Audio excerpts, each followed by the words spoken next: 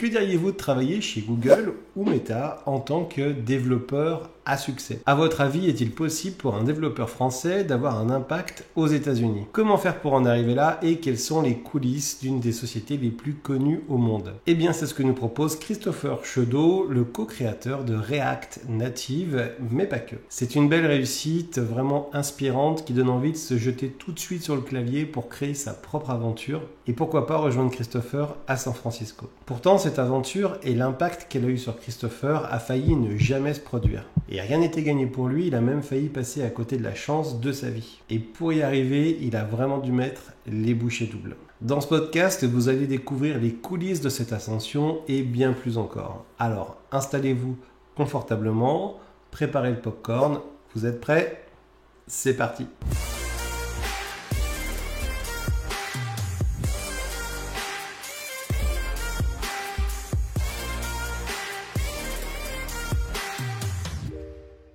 Hello Christopher. Alors, je dis hello, mais on va faire l'interview le moment qu'on va passer ensemble en français. Pourtant, tu parles anglais au quotidien.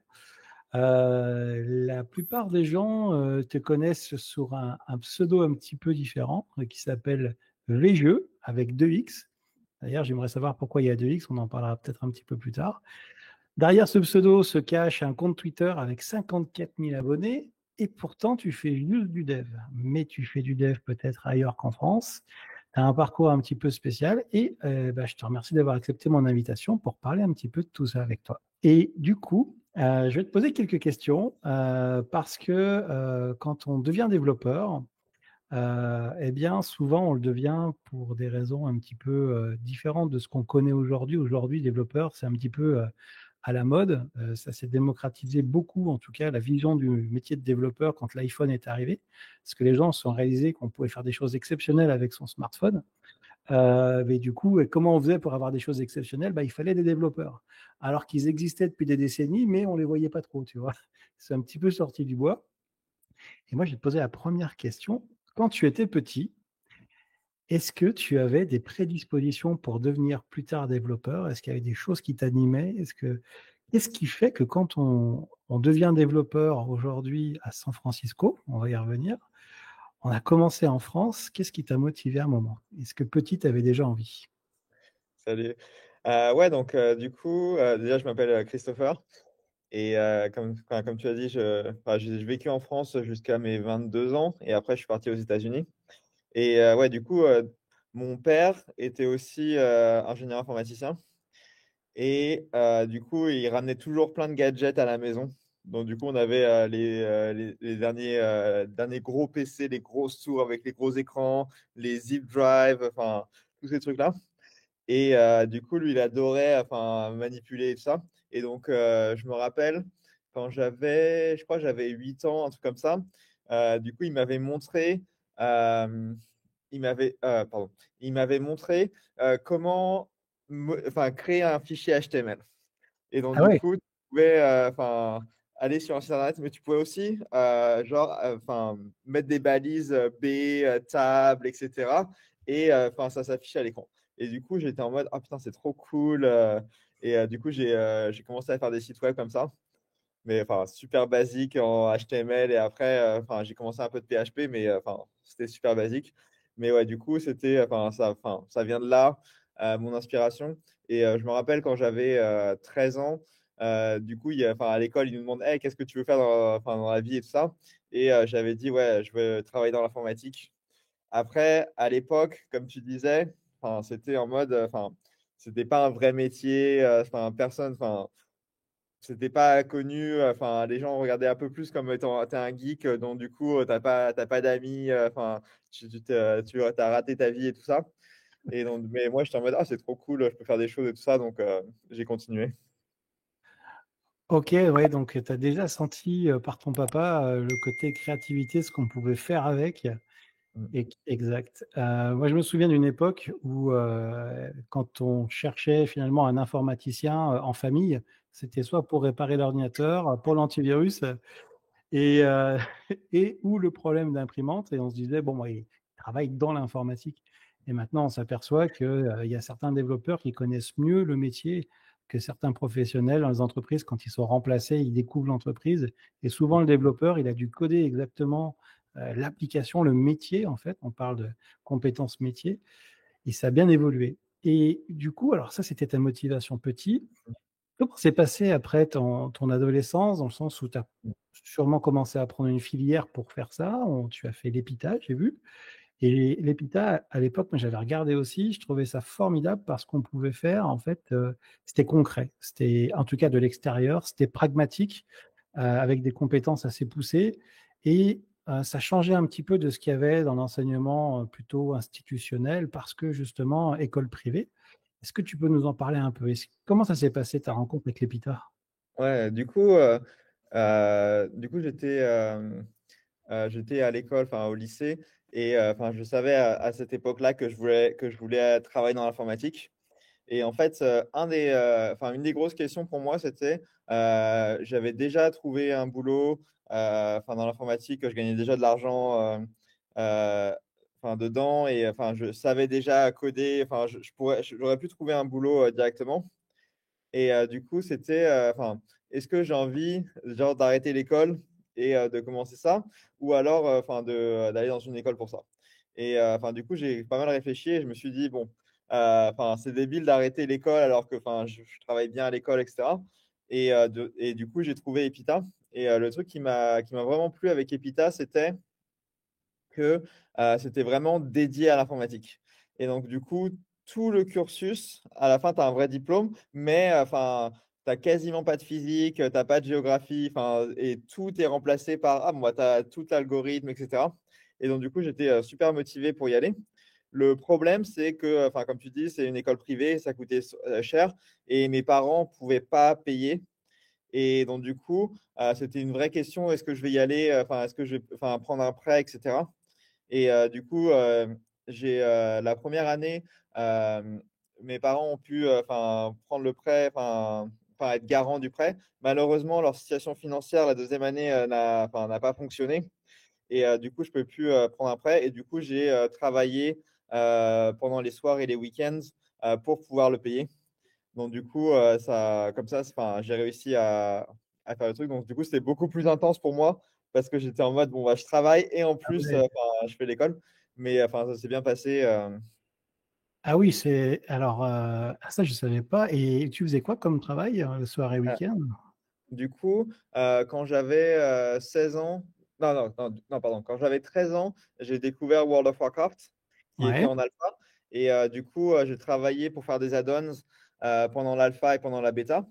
Et un des trucs, j'ai rencontré Hubert Thieblo, un autre Français, qui lui avait une guilde Curse et qui voulait faire un site pour sa guilde. Et du coup, on s'est rencontrés et je lui ai dit, hey mec, tu devrais faire une base de données d'add-on pour World of Warcraft. Et du coup, je l'ai convaincu et il l'a fait. Et du coup, lui, il a créé une société sur ça. Et un truc qui s'est passé avec World of Warcraft, c'était en gros pas possible de jouer sans add-on. Et donc, du coup, World of Warcraft, c'est un succès énorme. Et du coup, la seule moyen de jouer, c'était d'avoir des add-ons. Donc, tout le monde qui jouait avait des add-ons. Et donc, tout le monde allait sur le site de Curse. Et du coup, ça a eu un succès, mais phénoménal. Et du coup, il a créé une société avec ça. Et du coup, j'ai travaillé pour la société pour payer l'école. Et du coup, ouais, j'ai bossé là-dessus pendant plusieurs années. Tous mes stages, je les ai faits dans les bureaux de Curse. Donc tu étais en code d'add-on de World of Warcraft pour compléter tes revenus. Tu faisais du code la journée et le soir et le week-end. Voilà, voilà. Et donc il n'y a pas plus pragmatique que ça. Ok. Et tu penses que tu as plus appris à l'EPITA ou en dehors de l'EPITA finalement?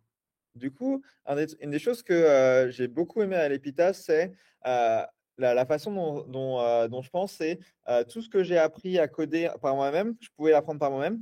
Par contre, tout ce que j'ai appris à l'EPITA, donc tous les algorithmes, du coup, j'étais dans la spécialisation machine learning et artificial intelligence.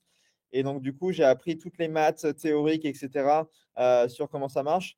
Et aussi tout ce qui est super bas niveau. Donc, par exemple, dans Epita, on a implémenté Malloc, donc un allocateur de mémoire, enfin, super bas niveau, et enfin, tout ça, on sait. Et le truc, c'est, je me connais, jamais de ma vie, j'aurais été motivé pour réimplémenter Malloc par moi-même, ou jamais j'aurais été motivé pour lire tous les papiers de maths, etc., par moi-même. Donc, du coup, ce que j'ai trouvé qui était super bien, c'est que ça m'a appris plein de choses que j'aurais pas apprises par moi-même. Et donc, du coup, ça a vraiment amélioré mes compétences niveau de code, etc. Et là, du coup, je le vois au boulot.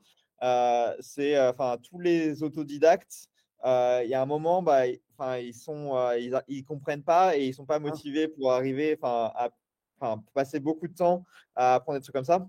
Donc, du coup, je pense vraiment que ça va donner un gros boost pour mes compétences. Et ça aussi, une chose, c'est que ça m'a forcé à coder vraiment, tout le temps pour plein de trucs. Donc, du coup, tu es obligé de coder, de coder, de coder, de coder. Donc, du coup, ça aussi améliore, il y a tes connaissances. Donc, pour moi, ça a été une super expérience et je pense que, j'aurais été moins bon aujourd'hui si j'avais pas fait l'école. C'est super intéressant ce que tu dis. Une fois, j'avais échangé avec un développeur qui me disait qu'il était limité à un moment parce qu'on parlait d'électronique, du fait que j'avais programmé en assembleur. Et il dit, mais là, tu dois connaître et comprendre des choses. Moi, à un moment, quand j'essaye de creuser, j'arrive plus à creuser, ça va trop bas, tu vois. Et c'est vrai que c'est une vraie force parce qu'on voit des optimisations que les autres ne voient pas forcément, où on comprend plus vite certaines choses parce qu'on imagine comment c'est fait derrière. Même si on n'est pas allé voir, on comprend ce qui est en dessous. Mm. Ok, et du coup, alors là, tu es à Epita, tu es à Paris, tout va bien, j'imagine. En tout cas, tu transpires un petit peu plus que les autres. J'imagine que tu dois être heureux d'avoir ton diplôme. Et après, qu'est-ce qui fait que tu pars aux États-Unis? Ouais. Donc, du coup, depuis que j'avais genre 12-13 ans, je voulais aller dans la Silicon Valley, à Google. Et quand j'étais en troisième année d'EPITA, on a un stage à faire. Mhm. Et du coup, j'étais super motivé d'aller faire mon stage à Google.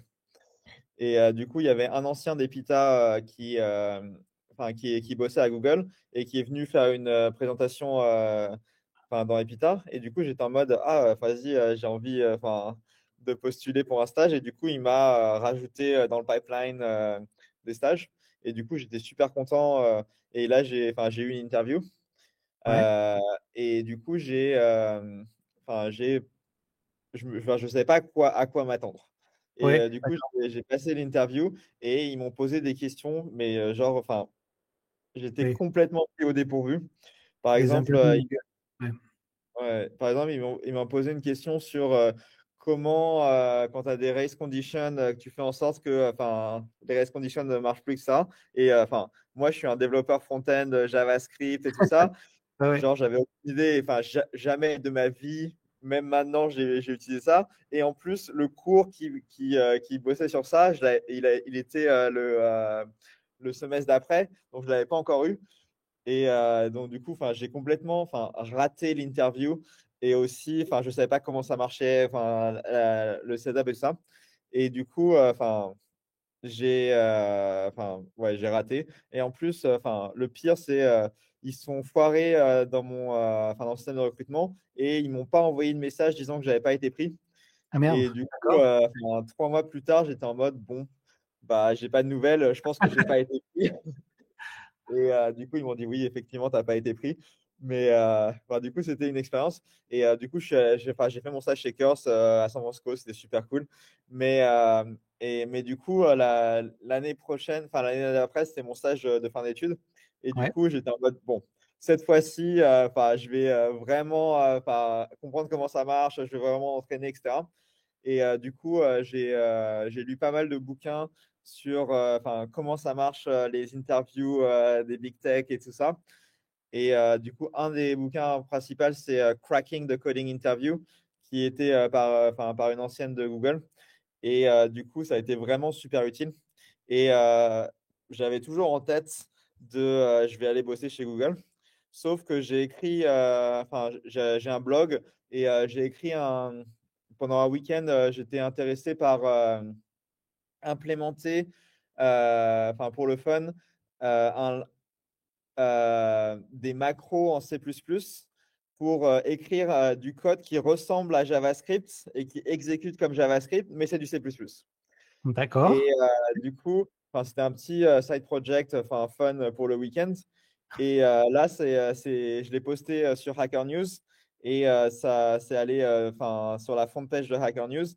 Et Ah il y oui. a, il y a quelqu'un de chez Facebook qui m'a envoyé un message en mode hey, c'est super intéressant, on fait une nouvelle équipe qui veut faire une nouvelle VM PHP chez Facebook, est-ce que tu serais intéressé?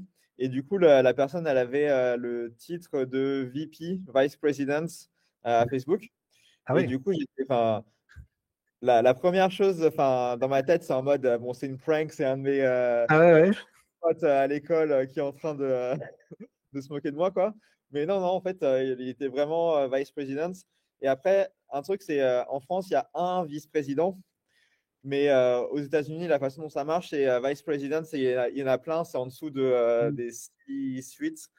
Et du coup, et du coup, j'ai fait bon, bah, ok, ouais, je suis intéressé. Et là, pendant 45 minutes, le mec, il m'a vendu le rêve américain, quoi. Ah ouais. Genre en mode Facebook, c'est amazing, il y a tout, on scale de malade, tu peux venir, tu bosseras des États-Unis, tout ça. Et moi, j'étais en mode, j'étais à l'école, il n'y a jamais personne qui m'a vendu quoi que ce soit. Ah, Et du c'est coup, bien. j'étais en mode, bon, bah ouais, je signe où? Et du coup, après, j'ai eu plein d'interviews. Et là, du coup, déjà, j'avais fait toute la préparation pour Google. Et en plus, j'ai masse préparé et tout ça. Et du coup, je crois que j'ai eu 3 entretiens téléphoniques. Et après, ils m'ont payé le voyage pour aller aux États-Unis pour faire une journée d'entretien. Ah oui, d'accord. Et du coup, c'était en mode, un peu l'American Dream, le truc de fou. En plus, ils m'ont mis dans un super bel hôtel. Et du coup, j'ai passé l'entretien et j'ai réussi. Et du coup, j'en ai profité vu qu'on était, que j'étais aux États-Unis, de faire un road trip. Et du coup, là, j'étais à Los Angeles quand ils m'ont appelé en mode bon, bah, ça y est, t'es pris. Et après, ils m'ont dit bon, bah, tu seras payé tant, c'est tout ça, tes options, tes bonus et tout ça. Et j'étais en mode waouh, c'est beaucoup d'argent. Et du coup, ouais, j'ai signé. Et du coup, j'ai fait ça pour mon stage de fin d'études. Donc, du coup, j'ai été pris à Facebook et du coup, je suis resté 11 ans plus tard. C'était en quelle année ça? C'était il y a Ça, longtemps. c'était en 2000, c'était en 2011 et j'ai commencé en février 2012. Donc toi, tu as connu de l'intérieur tous les gros changements qu'on a vécu de l'extérieur, de Ouais, Facebook, de Meta, de tout ça, ouais, sans trahir le secret des dieux, même si tu veux, tu peux. Hein, mais, tu disais que tu commençais à travailler sur une VM PHP. Alors pour situer, ouais. tu dis si je me trompe, mais il y a des optimisations à faire sur PHP quand on monte en charge à l'échelle, etc., par rapport à la version de base. Et Facebook, en méta, on va dire, maintenant a sa propre version optimisée. C'est ça? Ouais. Et toi, tu as travaillé sur des hacks d'optimisation avec une équipe Alors, dédiée, c'est ça? pas du tout. Pas du tout, d'accord. Moi, j'étais en mode, Google, ils m'ont posé des questions là-dessus et moi, je connaissais rien du tout. Et du coup, je leur ai dit, non, moi, je suis un front-end engineer, je vais bosser sur votre D'accord, front-end en JavaScript. Et ils m'ont fait, d'accord, il n'y a pas de problème. Et donc, du coup, je suis passé dans la filière d'accord. front-end et du coup, j'ai bossé sur le front-end. Après, en pratique, plus tard dans ma carrière, j'ai bossé dans cette équipe, mais c'était pas au début. Ok, ok. Et alors, on va faire un petit entorse, on va revenir quand même un petit peu en arrière. Ouais, Le VIE, qui est ton pseudo, ouais, ça vient aussi de tout ton amour pour le jeu vidéo. Et pendant Epita, tu avais fait pas mal de trucs à plusieurs en équipe, quitte à ouais, recoder, si je dis pas une bêtise, un Warcraft 3, c'est ouais. ça? Ouais. Et du coup, c'est de là que tu penses que ça devient ce côté front-end? Du coup, un Parce des que ça n'a trucs. rien à voir, un jeu vidéo à Ouais, développer. Normalement, on a un graphe de scène quand on est en 3D. Il y a ouais, plein d'objets qu'on ne calcule pas. C'est des algorithmes différents. ouais. C'est pas forcément compliqué, mais c'est une autre façon de penser le code qu'on ne voit pas en informatique de gestion, en front, etc. Ouais. Toi, c'est ce côté visuel que tu aimes bien dans le code, c'est ça? Du coup, moi, je suis un gros fan de jeux vidéo. Et tu demandais, c'est quoi VJeux? Du coup, quand j'avais 12 ans, je voulais jouer à Counter-Strike avec mes potes. Et du coup, il me fallait un pseudo. Et du coup, je me suis dit, bon, bah, jeux vidéo. tu l'inverses, tu enlèves le idéo et ça fait VJE. Et du coup, c'est 5 lettres, VJEUX. Et ça n'a jamais été. Enfin, il n'y a personne d'autre dans le monde qui l'a utilisé. Donc, du coup, c'est bien. Sauf, tu disais, avec 2X. Et en fait, Gmail, tu peux pas avoir un nom qui a seulement 5 caractères, il faut 6 caractères. Et D'accord. du coup, j'ai mis un X à la fin. Mais partout autre, j'ai juste VG avec 5 lettres. Donc, c'est un peu l'histoire. Ok, ok. Et du coup, donc, tu arrives dans cette équipe front et tu vas être aux prémices de quelque chose qui est très en vogue aujourd'hui dans le développement front. Tout le monde connaît le trio React, Angular et Vue.js maintenant, avec plein d'autres choses, Svelte, etc. en petit. Mais il y a aussi ce côté React Native. Et tu peux nous raconter un petit peu les prémices de tout ça, comment tu as évolué dans les années sur ce sujet-là aujourd'hui? Ouais. Du coup, avant, j'ai pas répondu à ta question sur les jeux vidéo et le Ah, front-end. pardon, oui, vas-y, vas-y.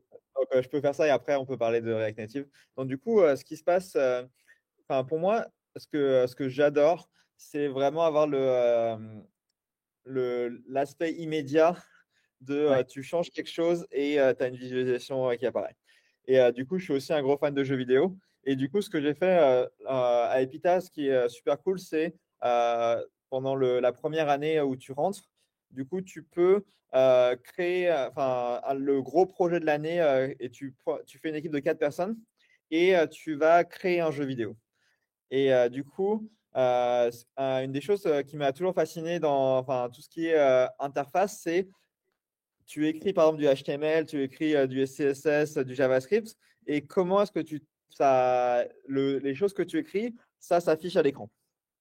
Et du coup, ça m'a toujours fasciné de savoir, bon, bah, tu écris bon, bah, une balise B, etc. Et après, oh, bah, tu as des pixels qui sont affichés à l'écran.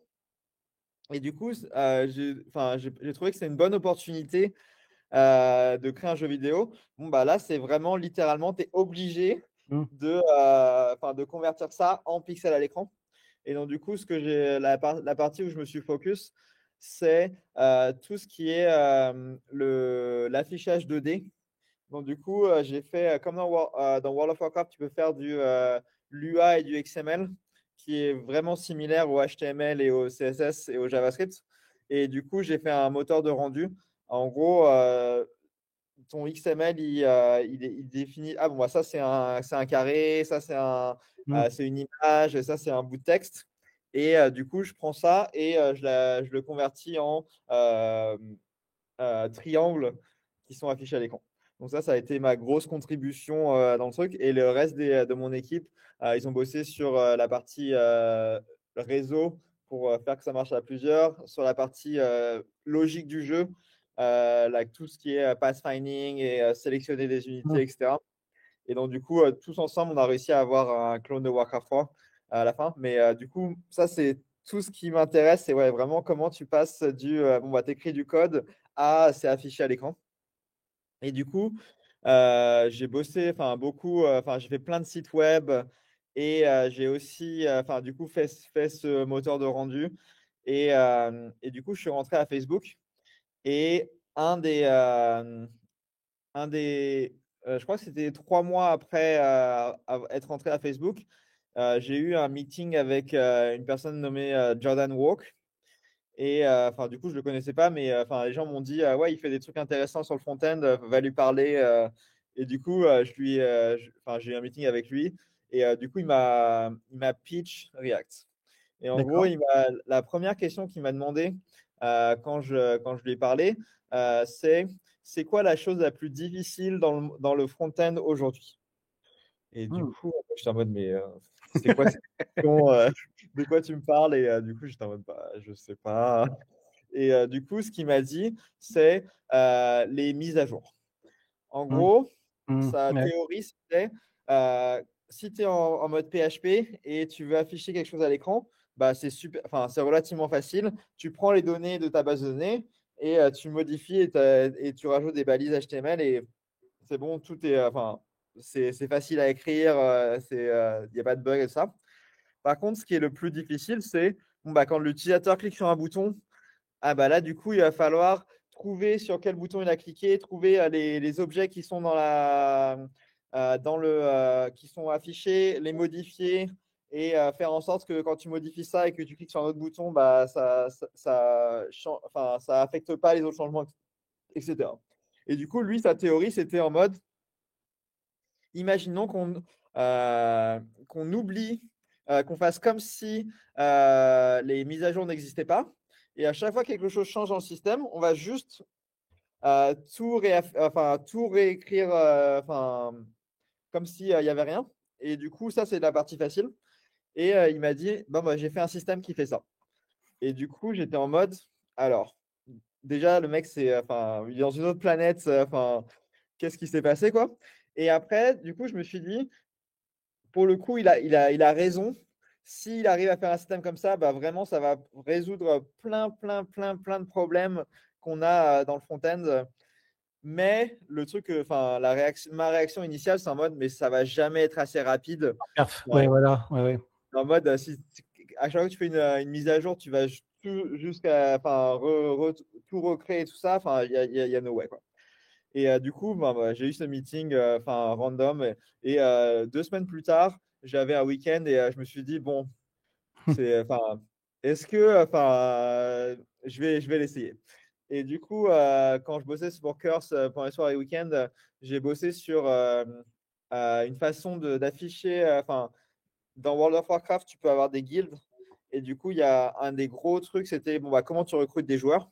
Et de l'autre côté, quand tu es un joueur, tu veux trouver la guilde. Et du coup, on a fait un moteur de recherche de guildes. Et du coup, ce que j'ai voulu faire, c'était, on avait genre 20 000 guildes. Et du coup, c'est assez petit pour tenir dans le navigateur. Et donc, du coup, j'ai passé 3 mois à faire en sorte qu'on puisse filtrer dans le navigateur super rapidement, trouver la bonne guilde. Et du coup, je me suis dit, bon, bah, il y a ce projet où j'ai passé beaucoup de temps à fine-tune les perfs, etc. Du coup, je vais l'essayer en React. Et je l'ai essayé et ça m'a pris genre 2 heures à l'implémenter. Et au final, c'était pas aussi rapide que ma version super optimisée, mais Mhm. c'était tout à fait raisonnable. Et du coup, j'étais en mode, ah putain, c'est un truc de fou. C'était en mode, ce qu'il a dit, ouais, ça va vraiment tout changer. Et du coup, j'étais en mode, à partir de ce moment-là, je suis devenu le plus gros fanboy de React. D'accord. Euh, et du coup, c'est en mode, bon, bah, j'ai une mission dans ma vie, c'est de faire en sorte que tout le monde, toute la planète utilise React. Et du coup, ouais, ça a été les 5 prochaines années de ma vie. D'accord. Pour situer aux gens qui regardent, tous n'ont peut-être pas forcément ce recul ou ce niveau technique. À un moment, Internet, c'était pas comme aujourd'hui et il fallait continuellement faire des échanges entre le navigateur et le serveur. Et il y avait des rechargements de pages avec des débits qui n'étaient pas les mêmes qu'aujourd'hui en plus. C'était un petit peu pénible. Et avoir cette capacité d'avoir une réactivité, avec React notamment, instantanée comme avec une application Word, Excel sur le poste de travail, ça change la donne, quoi. Et le gros truc à l'époque, oui, c'est les problèmes de performance parce que les moteurs JavaScript n'étaient pas les mêmes, c'était pas du V8 comme on a aujourd'hui. C'était un petit peu une 2 chevaux dans lequel il fallait mettre un petit peu de nitro pour arriver rapidement à destination. Là, maintenant, on a des V8 et on peut aller vite, on peut mettre de l'essence normale. Eh ben, ouais, c'est incroyable de vivre ça de l'intérieur et d'autant plus que alors, je fais une aparté un petit peu technique, mais pas grand-chose. Il y a des concurrents qui se mettent en place et il y en a qui ont une approche où, c'est l'approche de Google, notamment avec Flutter, où ils se disent, plutôt que d'aller, se greffer à des adhérences du système d'exploitation, on va créer notre propre moteur d'exécution de rendu visuel et en fait, ils se basent finalement sur l'équivalent d'un moteur de jeu vidéo, sans la partie gestion physique, et cetera, mais sur la partie gestion 3D. Et comme ça, on a la main mise, peu importe là où on s'exécute, que ce soit Android, dans une voiture, et cetera. Et React, c'est un petit peu différent, c'est-à-dire, enfin, une technologie à base de rendu moteur web, rendu JavaScript, ça va être intégré au navigateur. Donc, on va être obligé d'emmener le moteur avec nous pour pouvoir continuer à exécuter ces éléments-là.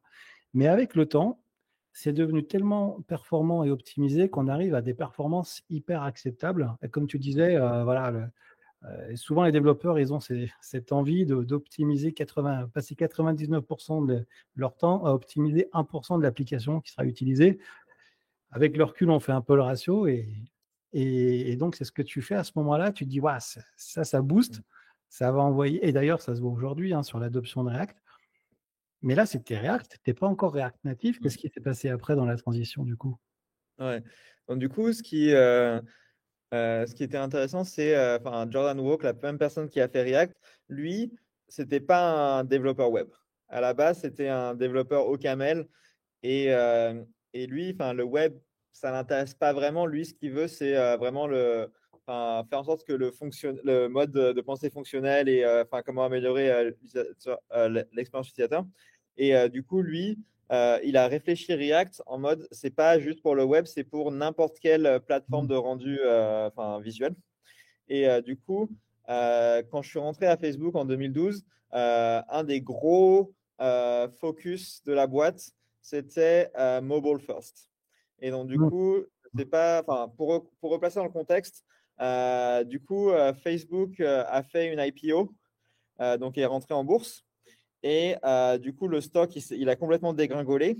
Et la raison pour laquelle, c'était que comme tu disais dans l'introduction, l'iPhone est arrivé.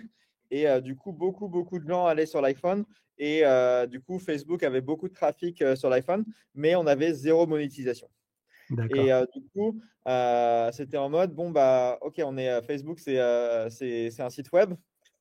Mais maintenant, il faut transitionner sur l'iPhone, sur l'Android. Sinon, bah, du coup, Facebook va mourir. Et du coup, c'était un moment où le problème, c'était que tous les outils de développement natifs sur mobile, sur téléphone, étaient vraiment, vraiment nuls et pas adaptés à des grosses équipes comme dans Facebook. Et donc, du coup, il y avait un peu une crise existentielle de la société.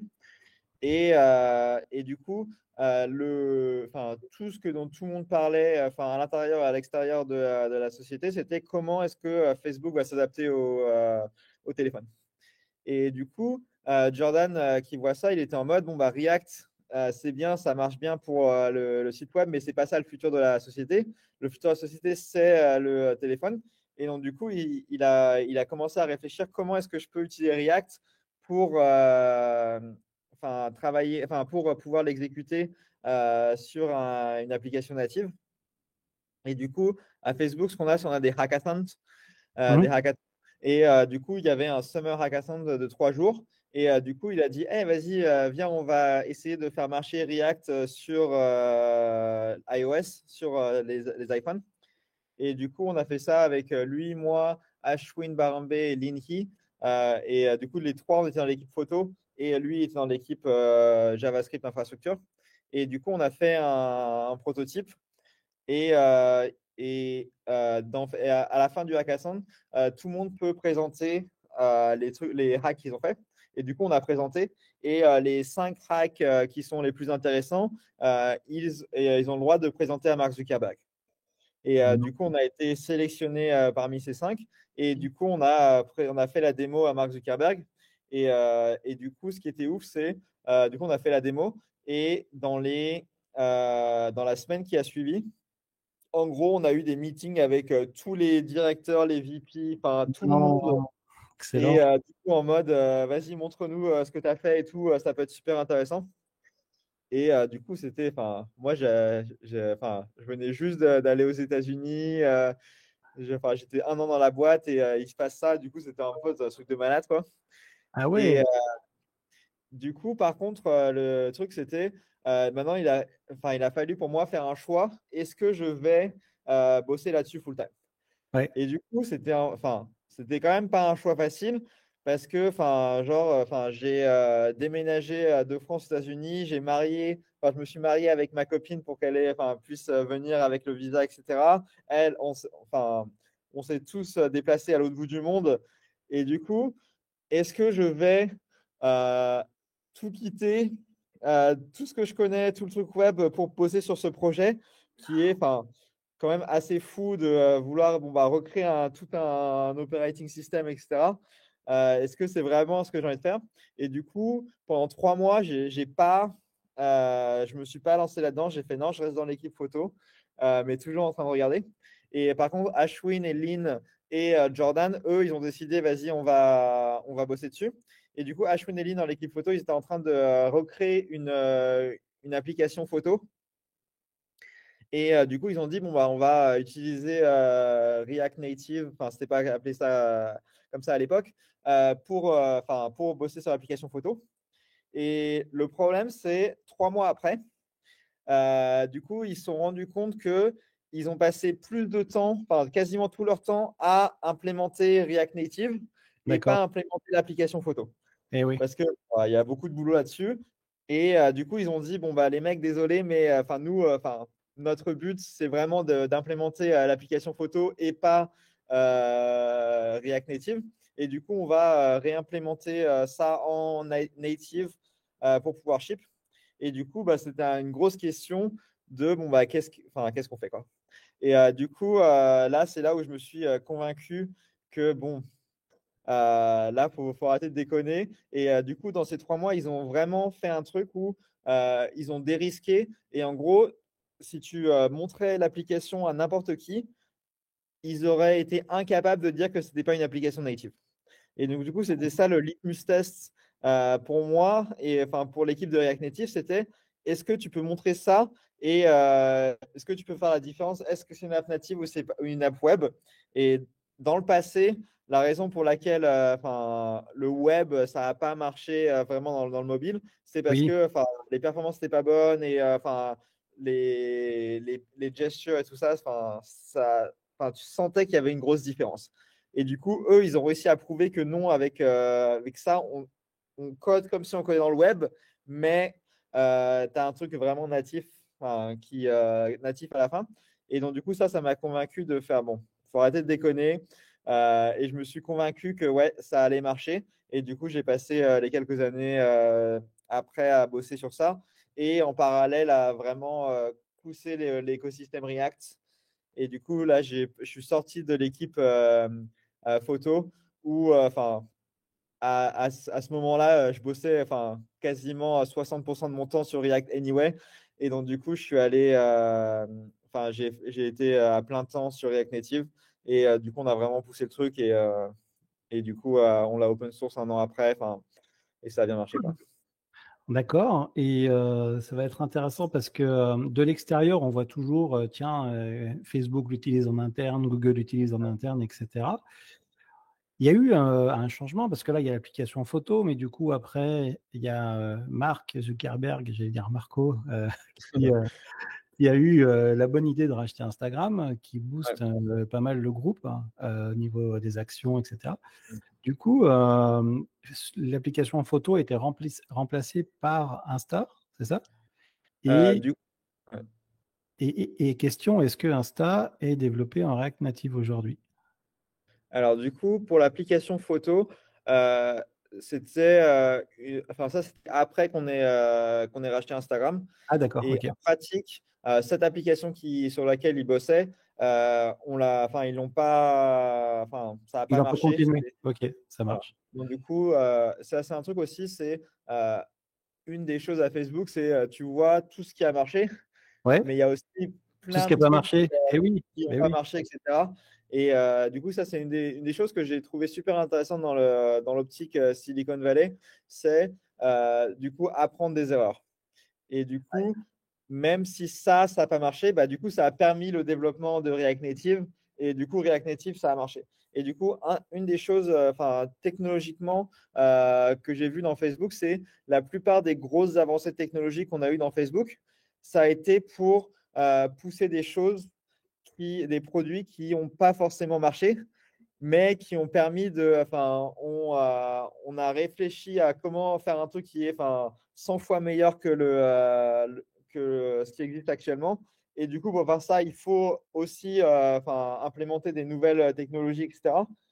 Et les produits ont peut-être pas marché, mais la technologie a marché. Et aussi, une partie des produits qui n'ont pas marché, bon, on les a réinjectés dans Facebook, dans Instagram, dans Messenger. Donc ça, c'est aussi une des choses qu'on ne voit pas de l'extérieur. Après, pour React Native, dans Instagram, on utilise un peu React Native, mais c'est pas le plus gros. Euh, React Native, le plus gros, les deux plus gros utilisateurs, c'est l'application Marketplace. Ouais. Donc, si tu veux acheter des choses, etc., vendre des choses, ça, du coup, ça marche super bien et c'est tout en React Native. Et après, tu as aussi l'application Ads Manager sur le téléphone. Donc, ça, c'est plus pour les advertisers s'ils veulent payer les ads, etc. Après, ça fait une grosse partie du chiffre d'affaires de Facebook. Donc, c'est cool. C'est ça parce Et, qu'en euh, fait, ouais. excuse-moi, vas-y, je t'en prie. Ouais.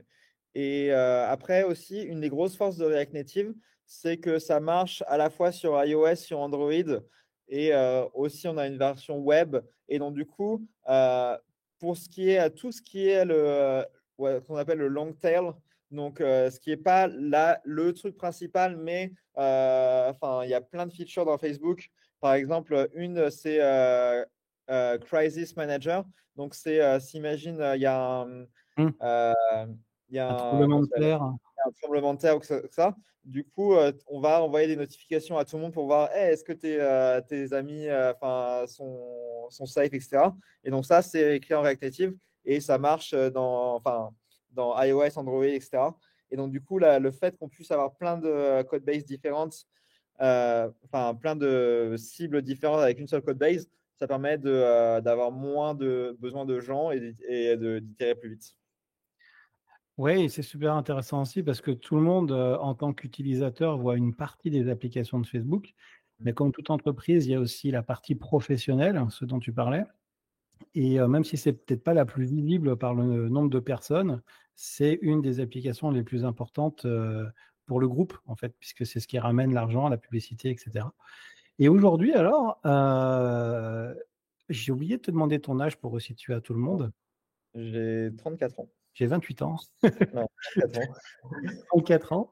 Et donc, 34 ans, c'est quoi ta journée type aujourd'hui? Le code, c'est combien de pourcents de ton temps? Ou c'est plus de l'architecture? Ou c'est que des réunions? Comment ça se passe? Du coup, ça dépend. En Ouais. fait, la façon dont je réfléchis et je travaille, c'est comment est-ce que j'ai le plus d'impact possible. Ah ouais, très bien. Et du coup, c'est quoi les projets, ce que je suis en train de pousser et qu'est-ce que j'ai envie de réaliser. Et du coup, une des choses que j'ai remarqué, c'est euh, je, je porte des chapeaux différents, des casquettes différents en fonction de ce que le projet a besoin. Donc, par exemple, quand c'est au tout début du projet, ce qui va falloir le plus important, c'est de convaincre les gens qu'on puisse bosser sur le projet. Donc, du coup, là, ça va être Mmh. beaucoup de ce que j'appelle PM, Product Management. C'est là, je vais avoir plein de meetings et je vais parler à plein de monde et je vais voir, parler, voir ce qui marche pas, etc. Donc, je vais quasiment book tous mes meetings. Et après, du coup, une fois que j'ai une idée en tête de ce qu'il faut faire et que je me suis convaincu que ça va marcher, etc., là, du coup, je passe dans une phase de coding machine, Ouais. machine de code, où là, j'enlève tous mes meetings et du coup, je fais du code, du code, du code, du code, du code. Et après un moment, du coup, j'ai codé tout ce que j'avais en tête. Et là, du coup, il va falloir que je le vende aux gens, etc. Donc là, je vais plus repasser en mode PM où je vais je vais parler à des conférences, je vais parler aux gens internes, je vais les aider, etc.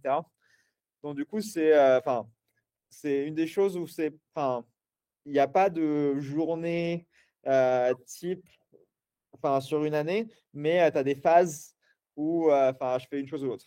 Et c'est une des choses que j'ai remarqué à Facebook, c'est super facile. Enfin, il y a plein d'informations, tu peux avoir autant de meetings que tu veux, etc. Donc c'est super facile d'avoir ces journées qui sont remplies et au final, tu produis pas grand-chose. Et donc, du coup, vraiment réfléchir dans quelle phase tu es et comment adapter ton calendrier, c'est vraiment utile, quoi. C'est hyper impressionnant de pouvoir avoir ce retour parce que c'est complètement à l'opposé de ce qui se fait en France, hein. On a peut-être l'administratif qui découle un peu sur les organisations. Dans les grandes ESN, rien n'est fait sans passer par un cahier des charges de 5000 pages, des specs de 70 000, etc., etc. Et là, l'impression que ça donne, tu me dis si je me trompe, mais c'est qu'en fait, il y a un gros ticket à l'entrée pour s'assurer que tu as toutes les compétences nécessaires. Et à l'intérieur, on fait en sorte de te laisser la liberté nécessaire pour avoir le plus efficace, quitte à même ce que toi, tu sois ton propre entrepreneur, à arriver à démontrer que ton travail, il apporte plus de valeur que si tu avais travaillé en mode différent, quoi. Donc, en fait, tu es ton propre patron presque. Comment tu Ouais. es objectivé, en fait? Ouais. Du coup, ouais, et du coup, c'est ça que j'aime bien à Facebook, c'est vraiment, tu peux être ton propre patron. Et du coup, la façon dont je le dis, enfin, pour moi, j'ai ma propre startup Ouais, c'est ça? dans Ouais, une boîte. Et du coup, la façon dont les objectifs, ça marche. Donc, j'ai aussi été manager à Facebook pendant 4 ans. Donc, d'accord. et j'ai aidé enfin, à organiser comment on note les gens et on fait. Donc, du coup, la façon, c'est tu as un niveau. Donc, par exemple, tu peux être niveau 3, niveau 4, niveau 5, jusqu'à niveau 10. Et ton salaire, il est complètement algorithmique et il est en fonction de la note que tu as à la fin des 6 mois. Donc, tous les 6 mois, on te donne une note. Et la note, c'est en fonction des expectations. Donc, c'est meets most expectation. Donc, tu es en dessous des expectations. Donc, tu as moins de bonus. Enfin, t'es pas assez bon pour ce que tu veux. Tu as meet sur l'expectation, c'est bon, bah, tu es un employé normal. Après, tu as exceeds, tu es au-dessus des expectations. Tu as greatly exceed, tu es vraiment au-dessus. Et tu as redefine expectation. Donc, tu redéfinis ce que tu es censé faire. Et du coup, tu as plus de. Enfin, tu as un gros bonus, etc., quoi.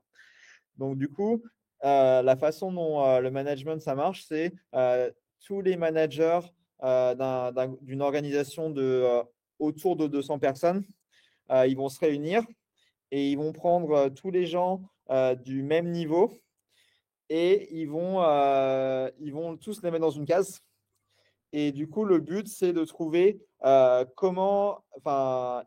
ce groupe de personnes est clairement au-dessus de ce groupe de personnes qui est clairement au-dessus de ce groupe de personnes. Et tu as une espèce de pyramide. Enfin, tu es censé avoir un nombre de personnes dans chaque case.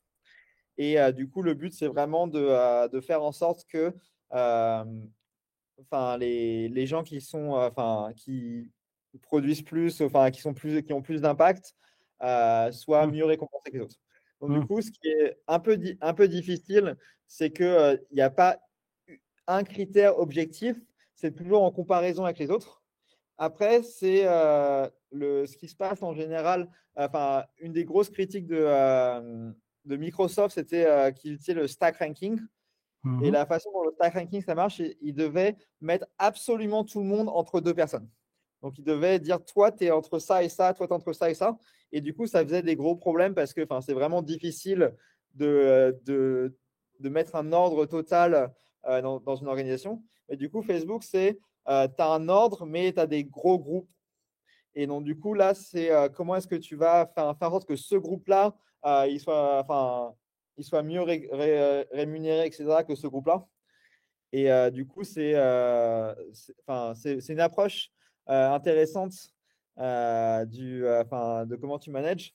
Et après, du coup, une fois en fonction de ta note, donc par exemple, si tu as Exceed, a été niveau 5 et tu es à cet endroit de la grille de salaire, et bah, du coup, tu vas avoir 3%, mais tous les gens dans la société qui sont à niveau 5 au même niveau et qui ont Exceeds, ils vont avoir exactement la même augmentation.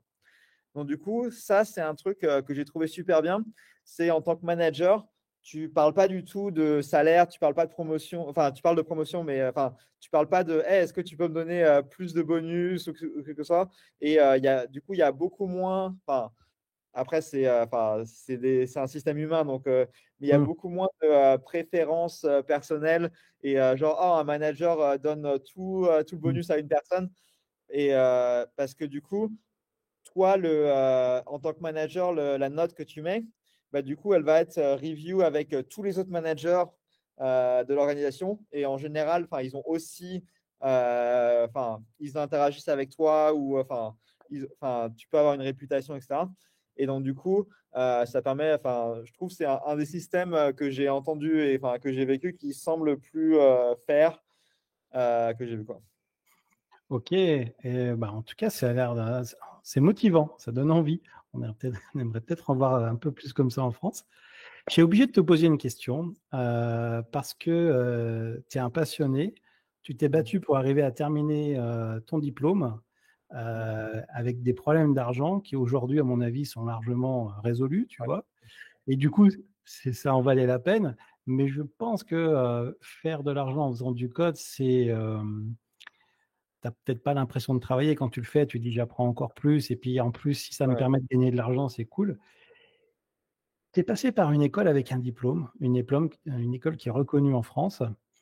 Mais là, tu es dans le rêve américain et tu viens de nous expliquer les méthodes d'évaluation en interne.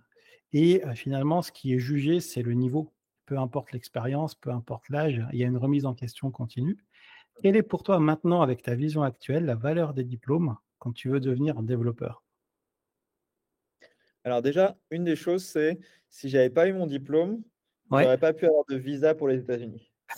Donc du Ok. coup, ça, Ok. c'est un des trucs qui, malheureusement, dans le monde actuel, le diplôme, ça reste quand même une chose que si tu l'as pas, ça va vraiment t'empêcher dans ta carrière, surtout si tu as envie de changer, de pays, etc. Après, dans l'Union européenne, ça va parce qu'il y a l'espace Schengen et tout ça. Mais pour aller aux États-Unis, et là, ils ont réduit le nombre de personnes qui peuvent Hmm. immigrer et tout ça. Mais si tu n'as pas de diplôme, j'aurais pas pu y aller. Donc ça, c'est la valeur du diplôme. Juste pour ça, ça a été super utile. Après, le... ce que je pense, c'est toujours là que qu'est-ce que ça t'apporte et qu'est-ce que tu vas en retirer. Et du coup, si tu peux très bien faire plein de trucs dans l'informatique, c'est un des seuls métiers Hmm. qu'il y a actuellement où tu peux avoir un vraiment super bon salaire sans avoir de diplôme. Donc ça, c'est une des grosses chances. C'est vraiment ça égalise beaucoup de choses. Maintenant, comme tu disais, en France, si tu veux travailler, toutes les grosses boîtes ont des grilles de salaire en fonction de ton diplôme. Et ça, c'est un truc qui est vraiment super triste pour moi. C'est en mode, littéralement, ils ont des grilles de salaire et en fonction de ton diplôme que tu as eu il y a 10 ans, tu vas avoir un salaire différent et c'est codifié et donc tu ne peux pas casser le moule. Après, aux États-Unis, c'est pas codifié comme ça, mais si tu sors de Stanford, tu auras quand même beaucoup plus de chances d'avoir un meilleur salaire que si tu sors d'une université random. Donc, tu as aussi le prestige du diplôme qui est à prendre en compte. Et après, au niveau purement apprentissage, du coup, moi, je suis allé en mode, à Epita, j'y suis allé en mode, bon, je sais coder, je vais rien apprendre. Ouais. Mais j'étais complètement surpris, comme je te disais, j'ai appris plein, plein, plein de choses. Et là, en sortant, je me suis dit, ouais, ça a vraiment été une super opportunité. Et aussi, une des choses qui est bien, c'est l'aspect social. C'est avant, quand j'étais à l'école, au lycée ou au collège, genre, il n'y a personne qui codait, tout le monde s'en foutait. Du coup, j'avais Hmm. personne à qui parler. Et les seuls gens à qui je parlais, c'est des gens inconnus sur Internet. Hmm. Et je ne leur connaissais que par le pseudo. Et là, d'avoir dans un seul endroit que des gens qui sont motivés par ça, etc. Du coup, ça a été super, super motivant pour moi de pouvoir avoir ces. Et du coup, je parle encore à pas mal de gens avec qui je bossais, quand j'étais à l'école. Et donc, du coup, ça fait plaisir, quoi. Il n'y a plus de lumière. La technologie. Et on arrive sur la fin et je vais te poser une question un peu double. Qu'est-ce que tu conseillerais à quelqu'un qui est plus jeune aujourd'hui ou qui est plus âgé, peu importe, parce que quand on regarde une ligne de code, on ne sait pas qui l'a écrite. Ouais. On sait dire si elle est performante ou pas, par contre. Quelqu'un qui veut créer des vraies compétences en développement et qui veut en vivre, pourquoi pas à l'étranger, quel conseil tu lui donnerais aujourd'hui avec les moyens qu'on a à disposition. Du coup, le meilleur conseil que j'ai pour tout le monde, c'est euh, coder. Enfin, faites des choses. Si vous avez des choses qui vous embêtent dans la vie, vous pouvez utiliser le code pour résoudre ces problèmes. Et du coup, la meilleure façon de coder, d'apprendre à coder, etc., c'est de résoudre des problèmes que vous avez. Et du coup, c'est vraiment, comme je te disais, la notion d'impact, c'est vraiment, coder pour coder, ça sert à rien. C'est coder, c'est pour en faire quelque chose. Donc, par exemple, moi, quand je codais pour les jeux vidéo, c'est parce que dans les jeux vidéo, dans World of Warcraft, je voulais avoir plus d'icônes dans ma hotbar. Et du coup, c'est en mode, bon, bah, je vais coder pour faire ça. Mais le fait d'apprendre à coder, etc., pour moi, ça n'a jamais été ce qui m'a intéressé. Ce qui m'a intéressé, c'est, maintenant, j'ai cet outil pour pouvoir faire des choses avec. Et du coup, euh, si tu as cette optique-là, du coup, après, tu vas pouvoir, tu as ce problème-là, bah, tu vas apprendre ces outils-là ou cette partie du code ou ce langage de programmation, etc., pour résoudre ce problème. Et du coup, ce qui se passe dans les résumés, dans les CV, c'est ils disent souvent bon, bah, c'est quoi les langages de programmation que tu connais? Mais en pratique, quand tu vas dans le monde du travail, les gens ils te payent parce que tu arrives à résoudre des problèmes qu'ils ont. Et du coup, c'est vraiment ça qui est le plus important. Et aussi, une des choses que tu disais, ouais, le nombre de lignes de code, etc., c'est pas le plus important. Le plus important, c'est vraiment comment tu arrives à résoudre les problèmes que la société a. Et ça, c'est une des grosses leçons des gens qui font du consulting. Mhm. C'est comment est-ce que tu te fais payer à c'est quoi ton taux horaire? Et du coup, quand tu commences, moi, tu dis ton taux horaire, c'est un taux fixe. On va dire, ça va être $100 par mois, enfin $100 par heure, ou je sais pas, tu trouves c'est quoi ton taux horaire. Mais après, les gens qui font vraiment beaucoup d'argent, à la place de dire un taux horaire, ils vont faire si j'arrive à résoudre ce problème, bah, tu vas me payer temps. Et du coup, les sociétés, bah, si tu fais au taux horaire, bon, bah, elles vont regarder c'est quoi le taux horaire des gens dans leur société et ils vont dire, bon, bah, je vais te payer le taux horaire moyen, etc. Par contre, si tu dis, bon, bah, je vais résoudre le problème, bah, là, ils vont pouvoir dire, bon, bah, ce problème, ça me coûte 3 millions par an. Et là, du coup, tu vas pouvoir dire, bon, bah, je résous ce problème, donne-moi 3 millions. Et du coup, les sociétés vont pouvoir vraiment, donner 3 millions et eux, ils n'ont pas besoin de savoir que tu es, un seul développeur qui a bossé 10 heures dessus. Si tu leur résous 3 millions, bah, ils vont te donner 3 millions. Donc, du coup, c'est cette mentalité de réfléchir à c'est quoi le problème que tu résous et c'est quoi combien les sociétés sont prêtes à te payer ou les gens sont prêts à payer pour résoudre ce problème. Ça, c'est la façon vraiment d'évoluer dans ta carrière pour arriver à avoir des postes plus importants et avoir plus d'impact. Et de finalement monétiser ta vraie valeur, hein, qui Ouais. est la différence de compétences et l'expérience. Il y a aussi, je ne sais plus comment c'était cette phrase, mais on se dit, mais pourquoi c'est si cher? Et alors que vous arrivez à le faire en 10 minutes, bah, parce que j'ai mis 10 ans à l'apprendre. Ouais. Et ça, c'est.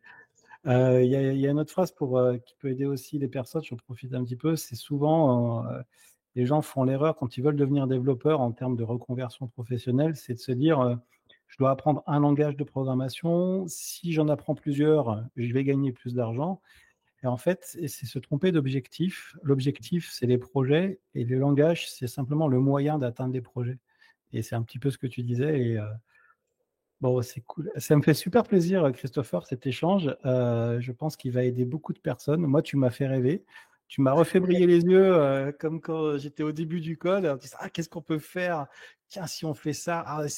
J'ai vécu ces moments-là, ces adrénalines, pas voir passer le temps. Tu es en mode focus parce que tu veux voir que ça marche. Tu veux le Ouais. voir visuellement. Tu veux voir ta barre en bas. Moi, je me fabriquais des outils pour le bricolage, pour l'aéromodélisme. Et quand ça marche, parfois, on hurle, on se dit yes, c'est une satisfaction. C'est un peu comme quand on gagne une course. On s'est entraîné pour ça et puis on y arrive. Et ouais, bah, c'est ça aussi le code et ça fait super plaisir. Je te remercie énormément. C'était génial. Avant de faire l'interview, tu me disais que tu passais le pont de San Francisco. J'espère que ça pourra inspirer d'autres personnes. Si jamais un jour vous avez vu cette interview et que vous passez le pont de San Francisco, contactez-nous tous les deux, on aimerait bien savoir. Moi, ça m'intéresse. Ouais, Merci beaucoup, Christopher. ça Et marche. puis, Merci, Nicolas. à une prochaine. Ciao, ciao. À plus. Super moment passé avec Christopher et si comme lui vous souhaitez mettre toutes les chances de votre côté pour acquérir les bonnes compétences, je vous invite à voir les témoignages vidéo des membres du programme Vivre du Code. Je vous mets tous les liens en description. Christopher, encore merci pour ce moment passé ensemble, c'était vraiment super. Pour tout le monde, je vous invite à continuer l'aventure sur le blog de coderpourchangerdevie.com, à vous abonner également à la newsletter gratuite, je vous mets le lien en dessous dans la description où vous recevrez des conseils privés et bien d'autres choses qui ne sont pas diffusées sur les vidéos YouTube. En attendant, je vous souhaite une bonne journée, un bon code et je vous dis à bientôt. Ciao ciao.